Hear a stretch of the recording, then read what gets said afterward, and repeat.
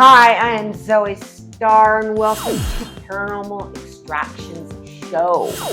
Yes, today we have on my favorite, Marc Olly. Now, if you want to see some more of his interviews, just scroll down on YouTube. But today we have something really, really different, okay? I know a lot of you know a lot about Roswell.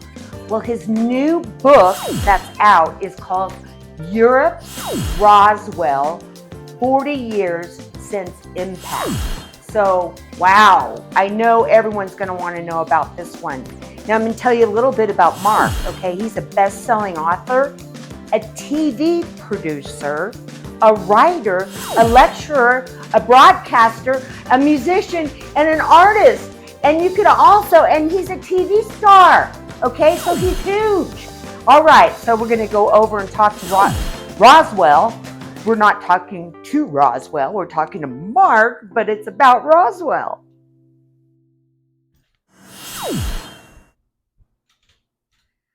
Marc, I am so excited to have you on today because this is a big topic.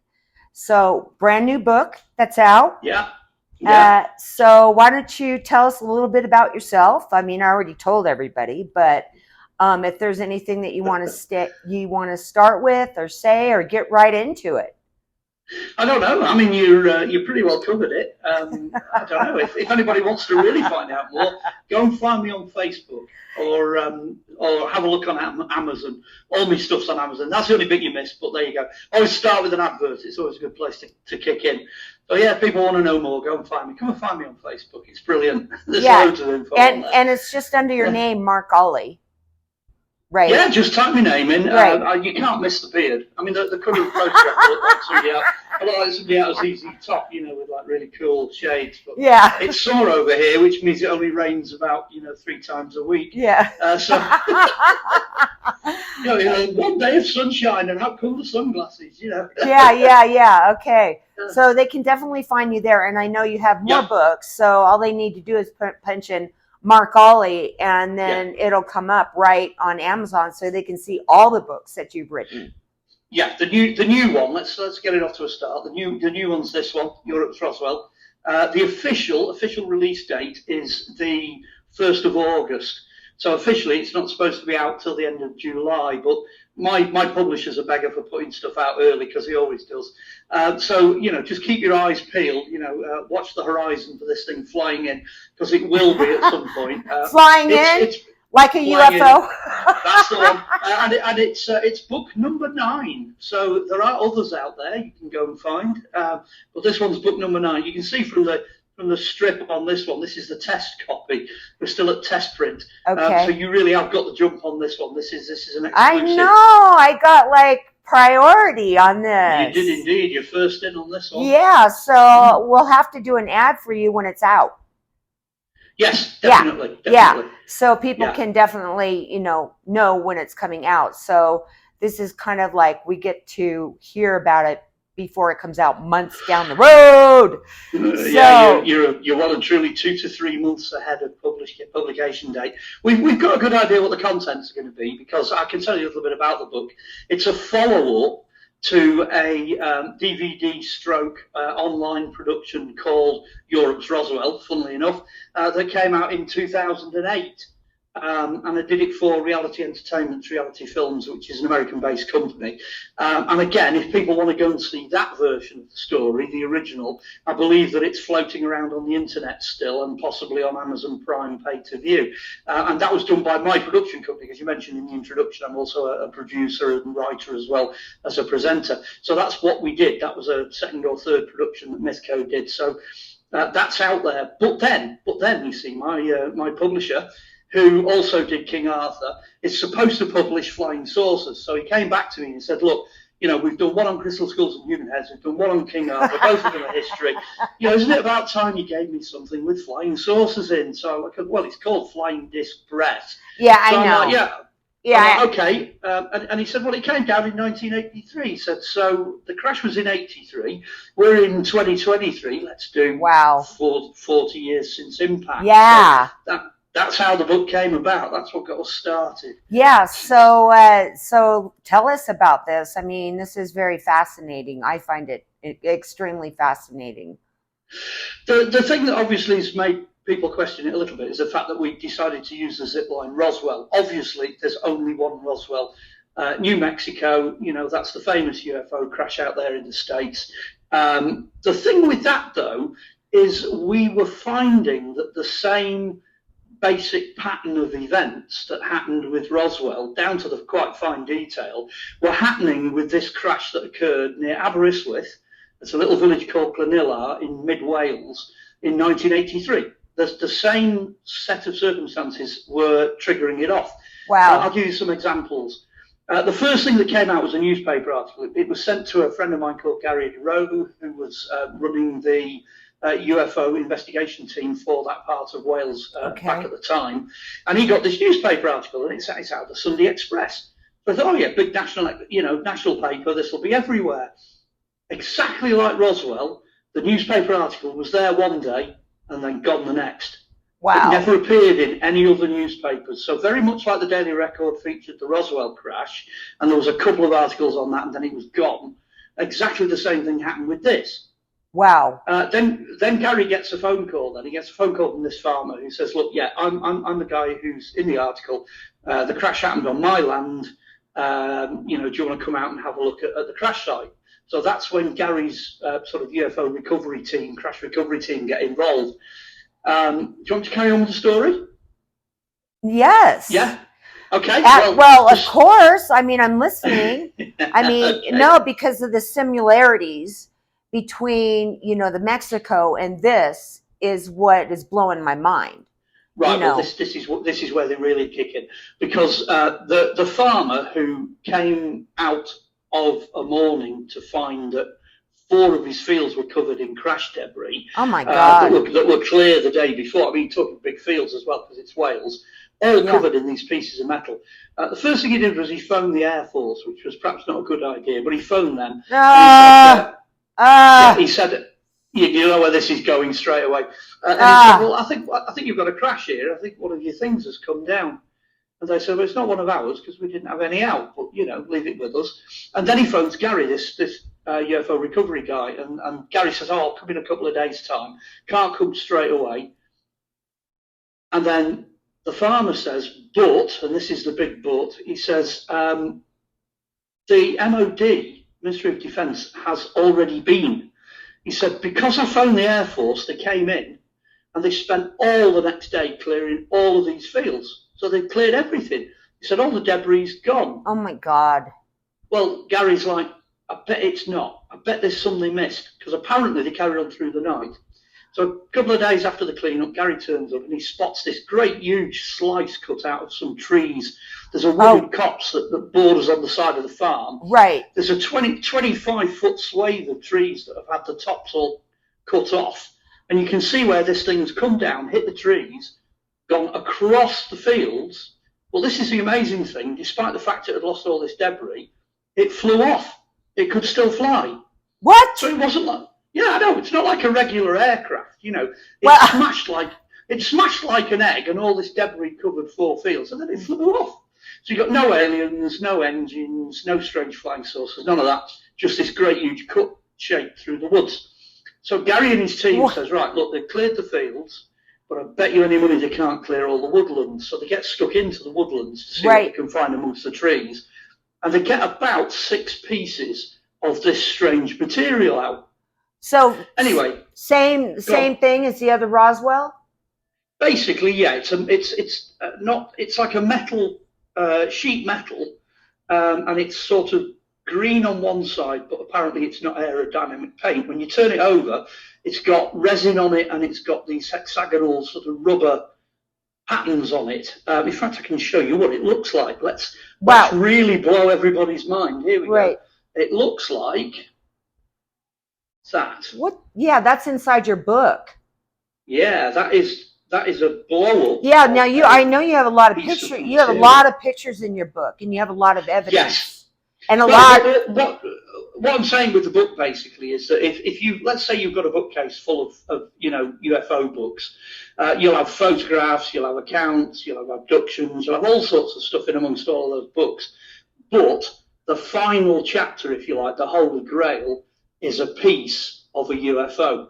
Now, most people don't have any contact with fragments, and this book is going to be a show and tell. It's absolutely full of photographs. Yes. Of these fragments. There's loads of them. I mean, there's just pages and pages of them. Okay, there's 2 more of the yeah. Okay, right. Yeah, I've seen those. Okay. So he went out and found these fragments, okay, as you're calling them. Yeah.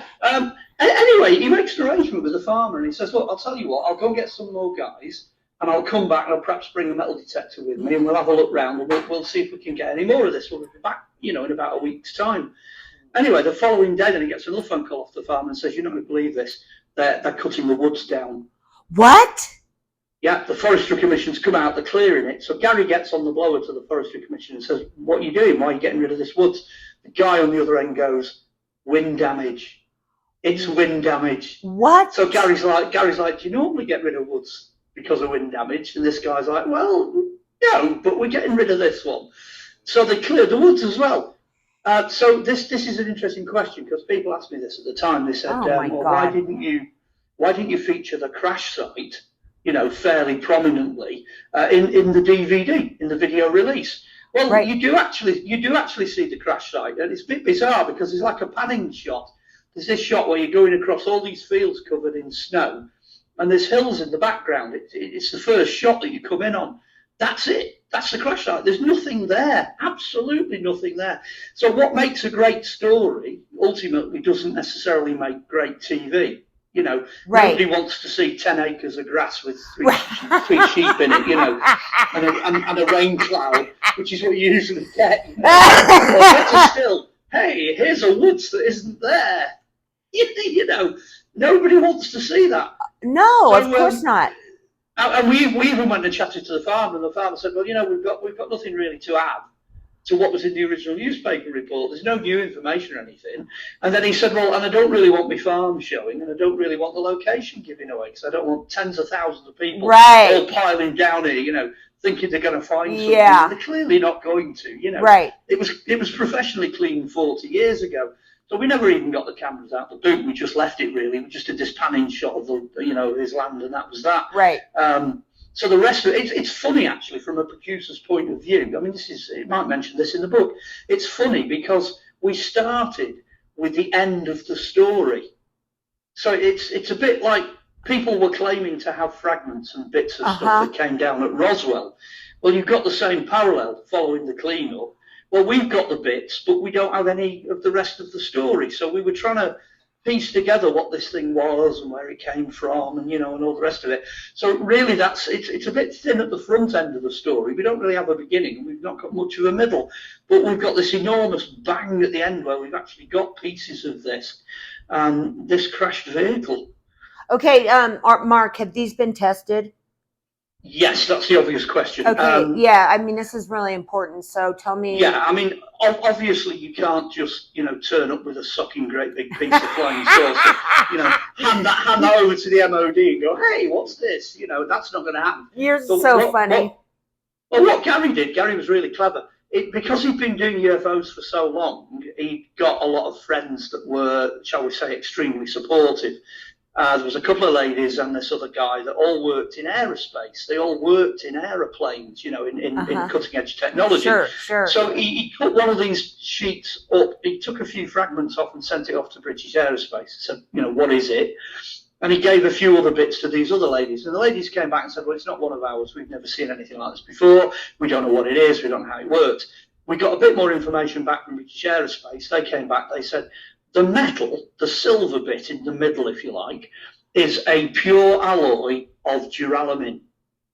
Now, in 1983, they didn't have an alloy of duralumin. It didn't really exist at all. Wow. They knew that they could make it, but they weren't making it, and they hadn't made anything out of it. Now, fast forward 40 years, and you'll find duralumin used in the control surfaces of a lot of aeroplanes, fighter jets and what have you, like the wing flaps and the tail flaps. Okay, and Mark, wait a second. So they got that technology from the UFO. It looks like it was back engineered. Well, this is where it gets a little bit more curious, because they're looking at these pieces of metal and they're saying, right, the green painted surface shouldn't fly because that paint is not aerodynamic. It's not an aerodynamic coating. So that's wrong. And then when they looked at the other side, there's this grey resin, and then there's this like hexagonal rubber.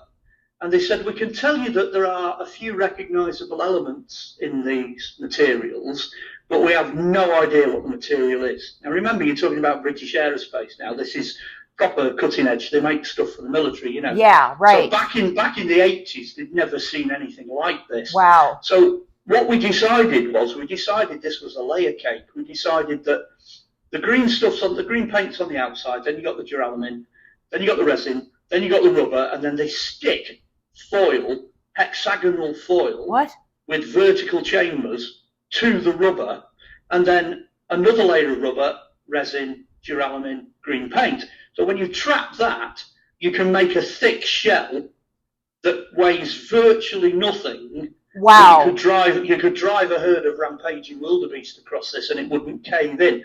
It's ultra strong, ultra secure. So that sort of added a bit to the mystery, because we thought, how did all this stuff get broke? How did it all get smashed up? Yeah, exactly. From hitting trees. Now, I've talked to a few people about this, and they said, well, okay, if you're dealing with something that's designed to fly, supersonic or, ultra fast in upper atmosphere and all that, fine, no problem at all. They said, but slow it right down and start to pound it, when it's slowed down, and it would start to fracture. You could fracture it like eggshell, because then it's being pounded, it's being hit by something it's not designed to be hit by. So it's not totally out of the question that this stuff could, well, obviously it was smashed, by hitting trees. So we've got something that's 25 foot wide. It seems to be designed to go extraordinarily fast. It can lose probably, a third of its undercarriage. All its underside can be ripped off at slow speed. It can still fly off, and it shouldn't exist in 1983. Okay, wait a second. I'm a little confused. So yeah, I mean, whoa. Yeah. I mean, you're giving me so much information. So you're saying that it crashed, but it took off? It flew off? Yeah, it hit the crash element, if you like, right, when it hit the trees. Yeah. Now, any flying craft of any kind that hits the tops of trees is going to get into trouble. Right. That's what happened with this thing. So it must have slowed down. It must have had problems of some kind, and it's coming too low, and it's literally skimmed across the top of this copse of trees, cutting out this 25 foot wide gap. Oh. Once it's got clear of the trees, boom, all this stuff gets thrown all over the fields. Once it gets clear of the trees, it can then accelerate and then get away from the site. And that is, in a nutshell, that's what seems to have happened. So there is a difference there. I mean, what happened at Roswell was, whatever it was, did not accelerate. It hit the ground, it bounced, and it finished up, up against the cliff face with aliens hanging out. Yeah. That didn't happen here in Wales. We can't shake hands with the pilots, unfortunately, because it's gone. But clearly, it was something really strange. Gary was very specific, as he nailed this. He said, I'm not going to call it a flying saucer or a time-traveling vehicle or a drone or whatever. He said, I'm simply going to call it a UFO, an unidentified flying object. Exactly. And that really nails it. I'm not into UAPs and all this modern labeling and all that. No, Gary nailed it when he said, this is an unidentified flying object, in the traditional sense of the word. I still don't know what it is. Nobody's, it's very much like Roswell, nobody's actually come forward and gone, hey, I know what this is. This is a, whatever. Right. Nobody's come forward and admitted to it. Was there any witnesses to this? Like Area 51, where all these people are coming out, they're on their deathbeds now and they want to come out and tell the story. Is there any witnesses to this? As well, the original crash recovery team that went out there and sort of got all the bits in '83. Obviously, Gary's older now; he's actually not well at the moment, and there's a lot of other people associated with his team that are not with us anymore or not well. The farmer is probably too old to be disturbed at this point. So the original sort of gathering, if you like, around the crash site, they're all out of the game, really. The people who did the tests, and all the rest of it, well, we can always get the material tested again. I've got a piece of it. There's 6 pieces of Gary's, all of which are in secure safekeeping because he doesn't keep any of them at home. So those pieces are going to be knocking around for a long time. He was quite clever because some of the bits he cut up for testing, he also gave out to people he knew as key rings. Because he said, if these guys want all this material back, they're not getting it. They're certainly not getting it. So there's plenty of it out there. In terms of people coming out of the woodwork, it was interesting that shortly after I started doing a talk on this, one lady came up to me and she said, I was at art college in Aberystwyth, she said, in '83, and I opened the curtains and I saw this thing coming out of the ocean. She said, coming out of the sea. Oh, and wow. She said, I photographed it. So I said, okay, send me the photograph. It's going to be like a Polaroid, Oh, yeah. copy job. Anyway, she never sent me the copy. She never scanned it. She never sent me anything. That was back in 2008, 2009. That never arrived. But it's a witness. It's a witness Wow. for something coming out of Cardigan Bay, which is off the coast of Aberystwyth. But she didn't send you the picture, so she could have been totally full of baloney. This is about people coming out. This is people coming out. Okay, so Gary, what did he do at that point? Okay. Well, he started to ask around to see if this phenomena was more widespread. And what he started to do was he discovered that, for example, the local lifeboat station has a telephone that goes straight through to the Air Force, through to the MOD, and they actually regularly report things coming up out of Cardigan Bay. They see these things coming up, they see these lights out there, and they just phone up the MOD and tell them.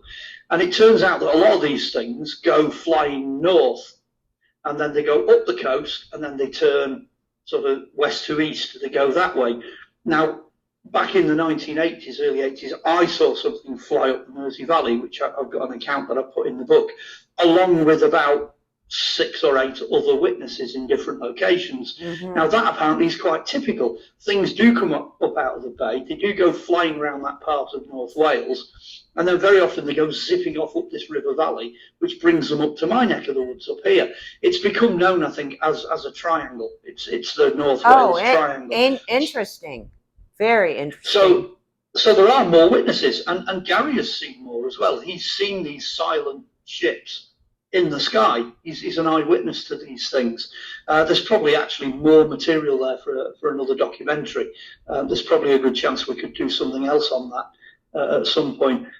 So you never know, somebody might be listening to this and think, yeah, we can pick it up and do something with it. But the story's still hot. I've tried to put as much of the updates and much of this material as I can into the new book. So it's not exactly the same as the documentary that came out in 2008, but it's a bigger phenomena. It's wider. The fact that something hit trees, crashed and scattered debris, that's just part of the story, Yeah. But again, it's parallels to Roswell. Ever since Roswell, the crash that happened there, more people have come forward. Yes. More people have seen things. And it's developed into the phenomena that we've got today. Mm-hmm. So very much, for perhaps the whole of Europe, this is a unique crash. It's something that's unique. Well, absolutely. And so it's been quite a while. Like what year did Roswell? When did that happen? I think Roswell's 1940. Oh, okay. 7. Okay, so I think it's 47. Okay, so we're looking at about 20 years more for people to start on their deathbed to start coming out and speaking about it. Yeah, I can actually tell you that it is in fact 1947 because I did put a little bit in my book about it. So okay, that wasn't a bad guess. So if we're looking at that timeline, it's about 20 years or something behind. Yeah. Okay, I mean ahead. So then 20, People Yeah, should round start. about the time. Yeah, round about the time we did the documentary, sort of '07, '08. I think that would have been a good opportunity if there were anybody to come forward. Well, It gave yeah. chance to come forward. But to be honest with you, a lot of the villagers had no idea what had happened. They didn't hear or see anything, and a lot of them were newcomers to the village. So when we went there, it wasn't the same lineup of people as were there, say, in 1983 when it happened. Right. And because it happened at night, and because it happened silently, and because the cleanup operation was so swift, very much like it Yeah. was at Roswell. Wow. As soon as they got wind of the fact that this had happened, they were straight in there. They just cleaned it up. Oh my. Yeah. I mean, it's just, I mean, I don't know why these fools. Well, actually, it was long. It was a long time ago. Okay, so I'm not going to call them fools. Would call in, the MOD. Okay, if that's what you're saying, or the Air Force or Well, whoever. I think if you thought it was a crashed aeroplane, and you knew there was a local airbase, which there is. I mean, they've got air bases all over Wales, and they regularly test fighter jets by zooming up and down the valleys really low. That happens quite a lot. But I mean, I've been there when they've done this. I've seen these jets come in, quite a lot over the years, and they're really loud and noisy. And by heck, you can see them coming. You know what I mean? It's like something out of Top Gun. You can't miss these guys.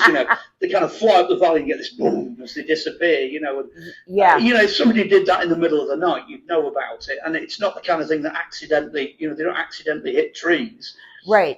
Because the technology that we do have prevents these low-flying aircraft from hitting anything. They've been doing it for years. I've never heard of anything crashing at all in terms of the technology that we have. But this thing, whatever it was, doesn't look like it was one of ours, shall we say. Well, absolutely not, because, if one of those jets goes down low enough and hits a tree, it's going to crash. I mean, you get the big bang, Yeah, right. It's not going to just lose pieces of the plane and then just take off. No way. Yeah. That's not going to happen. It's going to look like something out of Star Wars, isn't it? Like one of those pod racer things, 2 engines and a pilot going, off into the distance. Right. We can't do that. We don't have the technology to make something like that work. But clearly that's what this thing is. It must have lost all of its underside, all the outer shell that was designed to protect it and make it, function. Must have all been ripped off underneath. Apparently there were other similarities as well. There was a couple of girders and things that had been knocked off, and something that looked a bit like an aerial, apparently. We even went back to the guy at the Sunday Express who wrote the article, and he went back to his notepads to try and find out where he got it from. And he had no idea. He said, I have no idea where this story came from. He said, I didn't interview anyone. He said, so it must have been handed to me. So you can imagine, like they have these little lads running around the office, with big sheaves of paper going, that's for editorial, that's for sport, that's for whatever. Yeah, right. He'd been handed the story. So I deduce, and it is my deductions, that somebody on the recovery team must have leaked that story to the press. Okay. I think that's how it ended up. And because higher up, the MOD, the Secret Service, the Men in Black, they're not going to say anything. But lower down, if there were firemen, ordinary personnel from the airbase, and anybody else they brought in to help, Joe Blogg's garage with a tow truck or whatever, they're likely to talk to journalists. They're more likely to be able to give details. Sure. And that's what's happened. That's how this thing has ended up getting out there. And it must have been either the local press or somebody on that recovery team that's leaked the story to the Sunday Express. Right. So then we're going to have leaks coming out in a while. We should more, right? You'd certainly think that by now somebody would come forward. Right. In the UFO community in general, they have started to cover the topic of the North Wales Triangle. So they're covering these ships that are coming up out of the Cardigan Bay. They're covering all these lights that fly over. There's a book on the Denby lights. There's a book on South Wales. There's a book on triangles, flying triangles coming out. So there's a lot of, shall we say, supporting material. Yeah. So the sort of the basic fabric to say this is a hot spot. This is a hot area, for these things sort of appearing. All that material's been coming out. It's coming out quite a steady rate. I think the book on triangles actually only came out this year. That might be another one of Philip's books. So it's coming out. It's tumbling out. But at the same time, as you say, you'd expect something to have come out by now. You'd expect other materials to perhaps have emerged. And the original team and the original witnesses are disappearing fast. So I think the time has come to get this book out. It is very much now. It needs to be got out while I can still phone people up and clarify things with people that are doing different things about figuring out this triangle and seeing these things now. What you're doing is these people you're saying are going to start, or they already have started to investigate this part of the triangle. They're going to add that in. There's a whole new generation of people basically now in the new spirit of openness in the 21st century. There's a whole new generation of people now that are exploring that extra material. I mean, I was asked back in the early 2000s, I was asked to get involved because I was an archaeologist, and there was just a possibility there might have been something there worth digging up. That was my involvement, but there wasn't. They clearly gone over it using military grade, scanning metal detectors and what have you. And, I was like, it'd be fantastic to excavate. Imagine that, digging up a UFO. Yeah. My imagination just went boom. Well, exactly. Big lump in the grass like that, there's a dome underneath it or something like that. But it's definitely not. There's nothing there like that. Well, I don't understand is why does the military want to keep this covered up? I mean, it's been going on forever and ever and ever, and, now all of a sudden it's released about UAPs. Okay. Yeah. Now they call them, UAPs. And, I'm of course into conspiracy theories and, Project Bluebeam. And what they're going to do, the government is going to actually do around this whole situation. If you like conspiracy theories, you're going to love the Men in Black story that Gary told me. I don't even think this made it onto the DVD, but it's certainly in the book because when we sort of finished and we're packing up and all that, he told me a couple of times over the years the same story that. Basically, once he'd recovered all the material and he was doing things and he was sending it off on this, he got bing bong on his front door. Oh my God, are you kidding? And no word of a lie, there's two guys stood there and they are the Men in Black. Black suits, black glasses, very official looking passes, you know what I mean? And they've turned up in a couple of SUVs with no number plates. Black SUVs with windows blacked out. Yep. And basically what they say to him is, can we have our material back? This is where the key rings come in, because Gary goes, I'm sorry lads, you're too late. There's like 100 of these key rings gone off everywhere. They've all gone off to, press and television and people I know and that. And he said, as long as you don't turn up again asking for this stuff back, I will keep this secret for you. I will not tell anybody with key rings to give the key rings to the media.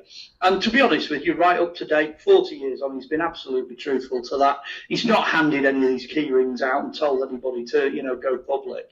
Right. But I think now, I mean, my opinion is, right. He's going fast. He's not going to live forever. I mean, he's probably 20 years older than me. I'm getting older, and the story itself is beginning to run cold. So again, it's good old Philip Mantle at Flying Disc Press steps in, and says, we need to get this material recorded while we still can. Let's get this story out there. And like you say, in the new spirit of UAPs and, letting stuff go and telling people and that. But it is interesting because only recently we did a Freedom of Information Act application to the MOD for that particular area of Wales at that time. Wow. Because we were pretty sure it came down in the first 2 weeks of January 1983. And we got nothing. Absolutely nothing. So it's still, it's in that big black filing cabinet with, Men in Black written on the front. Yeah. All the data's still in that. Unbelievable. So that what you were saying earlier on about back engineered technology and stuff like that. There's definitely something going on that's still current and still hot to this day. Wow. I can give you another story. I'll give you another story as well. I mean, the guys that did it for me over in the States, Reality Films, when they did the documentary in that, they thought, right, pieces of a UFO. Remember, pieces of a UFO. Right. We'll put the story out, we'll broadcast it, and they were expecting this massive flood. Radio, television, newspapers, everyone's going to want to know this. Guess what? I got one phone call from a radio station. Oh my God. One. Why do you think that is? And they never followed the interview up. Okay, why do you think that is? Well, two reasons. The obvious one is it was covered up. It was killed off. Yeah. The media took one look at it and thought, what? No, you know what I mean? So Wow. It was killed off, it was covered up. Or the second thing, and this is perhaps more interesting, it's a bit like people want things to stay a mystery. They don't necessarily want to know what the answer is. The chase is better than the catch. There's no doubt about that. So there was a balance between the two. Nowadays, I think more people want to know. People are yeah, they want to know. But with our government and Project Bluebeam, no, they're doing it a different way. Yes, things are happening differently. I mean, like you say, Bluebeam, I mean, we're not going to get any physical debris. We're not going to get any of that. They can pretty much. I was watching a program the other day about programmable swarms of drones. You can make something appear in the sky that looks like Close Encounters of the Third Kind now, and you would never know what it is. And it's just a whole load of flying drones. It's smoke and mirrors. So it's quite easy to fake things like that. But at the end of the day, we always come down to the same point. We had these pieces of this material on a field in 1983, January 1983. It was there. That can't be argued with. It can't be faked. It's not open to discussion. That material was on that field at that time. Okay. So whatever they've subsequently, developed, it's again back to Roswell. Whatever came about as a result of that. It's for the future. Well, I think when this book comes out, Mark, that you're going to get a knock on your door. It's not worth it. The piece I've got here is the size of a little fingernail. You know what I mean? It's like no one's going to bother coming knocking to. You never know. Once the book comes out, I think it's going to be the cat comes out of the bag. Hey, well, listen, if it does happen, if the guys in black turn up at my front door, I'll film them and I'll make a documentary about it. Yeah. That's a whole nother topic we can get into. Wow. Yeah. So this book it pretty much covers everything. I mean, you're talking about, science, you're talking about debris. There it is. Europe's Roswell. You're talking about, all of these things that are similar to absolutely everything that we had, the whole thing that we did at the time for the documentary. So the scripts, the research, Gary's written contributions, all the paperwork, everything. That's all in the book. And then it goes on a bit further, because the account of how we made the productions in the book and what we encountered while we were actually making it, it gives away a lot more data, a lot more information than was in the original documentary. And then Gary, subsequent to this, he went off, he did a few more interviews, there's a few online, I think there's one for MUFON, he did various other things. So what we've done is we've researched all that. So we've included anything that was any different in his account, anything that he added, which we didn't have originally, which surprisingly enough, there's very little of that because he's always stuck to the same story. There are two accounts in there which cover my reasons for being interested in UFOs, my encounters, and one of them's a very significant Jenny Randall's one, and it's took about 35 years to actually string all of the accounts together, and that appears complete in the book. So it's got everything, and then of course we've tried freedom of information, we've tried internet searches, we've looked at all these different resources and all that. So anything else that's out there, any door we could push, basically we've pushed.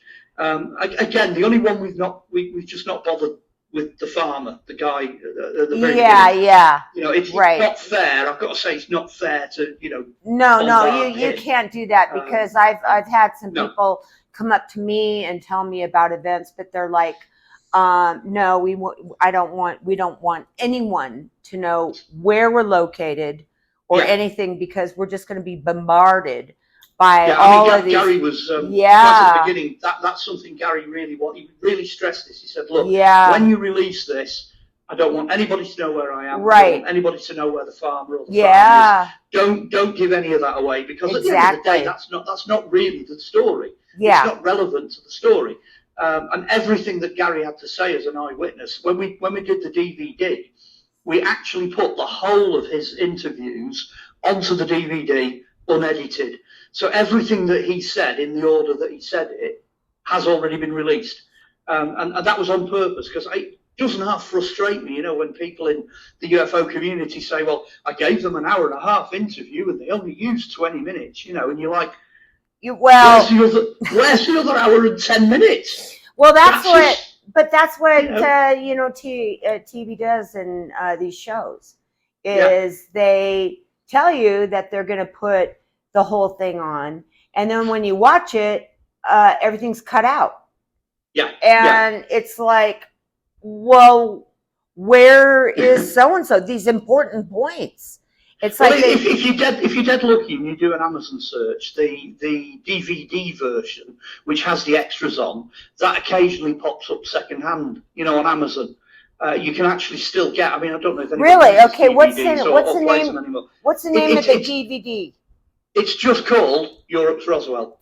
Okay, and so you can put that in Europe's Roswell, and you can get the DVD of when that was. It's got an orange cover with me stood on it with a little flying disc in the background. So it's still occasionally it still comes up, as a second-hand thing, and that's just got all the interviews. I've still got all the interviews here anyway. So if we ever do do this as a slightly bigger budget thing, we can use all the original material. But my production company and my approach to things is, well, if it's there, get it out there.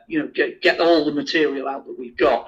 So this book, like I say, it's show and tell. It's not a massively thick book, but it doesn't half pack a punch. It's short, it's punchy, and it's got everything in it that you need to know. Right. Everything. Right. So it's easy reading. It's for me, someone like me, I just absolutely love easy reading. I just rather than a big, huge, gigantic book. I love that, where it gets just right to the point, and it sounds like this is that kind of book. So, I mean, I'm really excited, Mark, for this to come out. And when it comes out, I'll put an ad out that it's out. Okay. And that we're doing this months before, which is, incredible. I just want to say I thank you so much for, coming on and letting me do this months before it's even released, because no author really does that. Okay. No, I mean, again, thanks to Philip Mantle, Flying Disc Press. That's where it's being published, because Philip is a star. To be honest with you, we released the previous book to this one. We released it at Christmas, and this one was already pretty much ready to go. Because, we work as a great team. When we get going, we don't muck about, we get things going. So we have sort of 3 books pretty well ready to go within 6 months. But he said, you can't do that, because you can't promote that many books all at once by the same author to make any sense. So the last one we did, which was the King Arthur book, that's gone out at Christmas. And then this one is going to be for next Christmas. But it'll be out way before then. Like I say, it won't surprise me if it's not actually listed as being orderable in July. So you're talking a matter of a couple of months, about 10 weeks maybe it'll be out. Okay, good. And put a good word in with him, because he doesn't like me. Oh, I don't know. But that was a long time ago, when we just did the computer and just showed that, But it would be nice if we could become, his understanding of my type of interview is obviously changed very much from the time that he saw me. But that would be really nice, because he is huge, and I have seen him on TV and different shows, and I'm always like, okay. So anyways, you'll have to put a good word in for me there. But I just want to thank you so much for coming on the show. And as I told everybody out there, okay, you can scroll down and see Marc Olly quite a bit on his different books that we've done interviews on as well.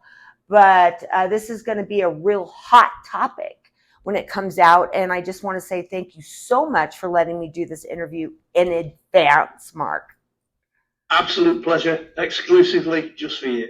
Thank you. Thanks so much. It's always great. You make me laugh so hard. Okay. All right. Okay. All right. See you soon. Okay. Bye-bye, everybody.